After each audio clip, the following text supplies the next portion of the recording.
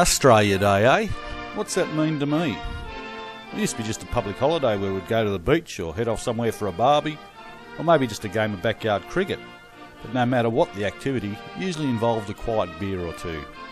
Everyone knew it was Australia Day, but not many of us really knew what that meant. And I think that in itself's a bit of an Australian thing.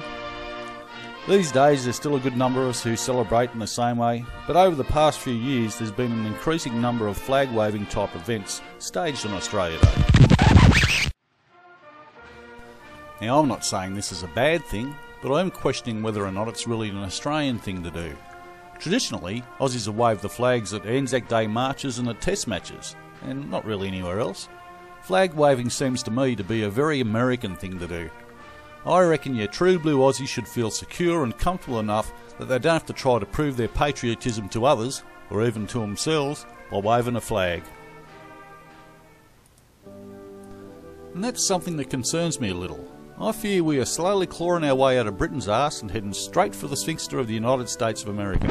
And flag waving's just a part of it. I think we can blame little Johnny Howard for his fair share of this. His love of American-style patriotism and politics was obvious. And now our quality of education and healthcare is directly proportionate to how much we earn.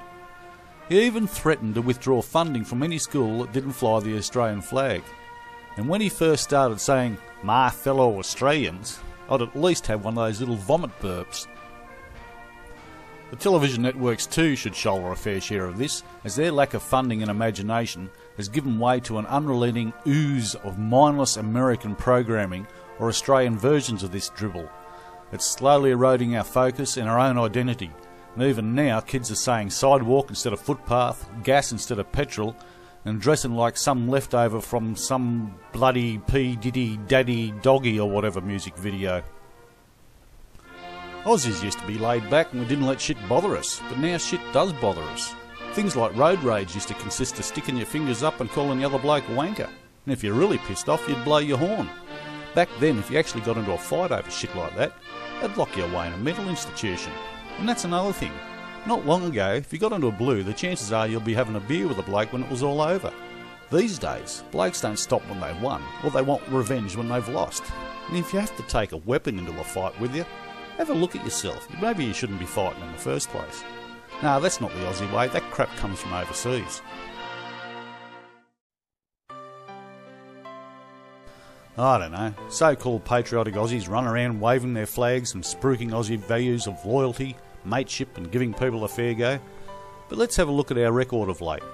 Now, I don't care who you are or what your thoughts are on David Hicks. You can't honestly sit there and tell me who got a fair go. But was your average Aussie worried or concerned that he was being illegally imprisoned by one of our allies? No.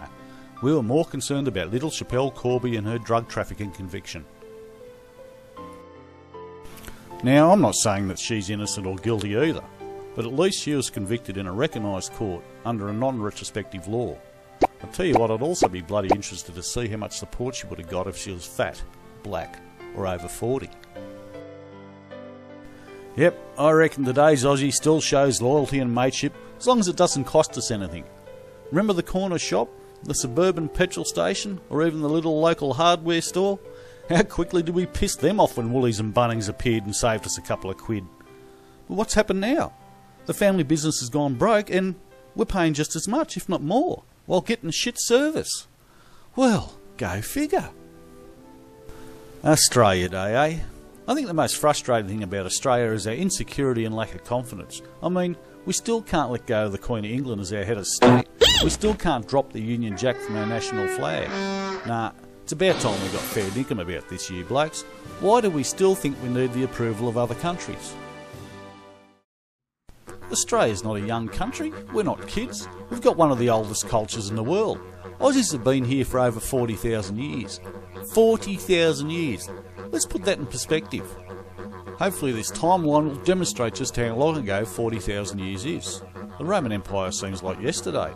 Ancient Egypt and the like existed around 3000 BC.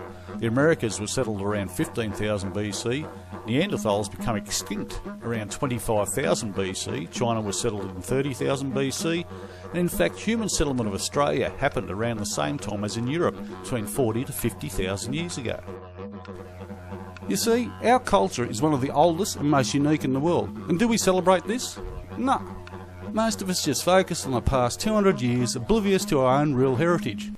I mean, I bet you could name 3 or more tribes of Native America, couldn't you? Now how about giving us the name of a couple of Australian mobs?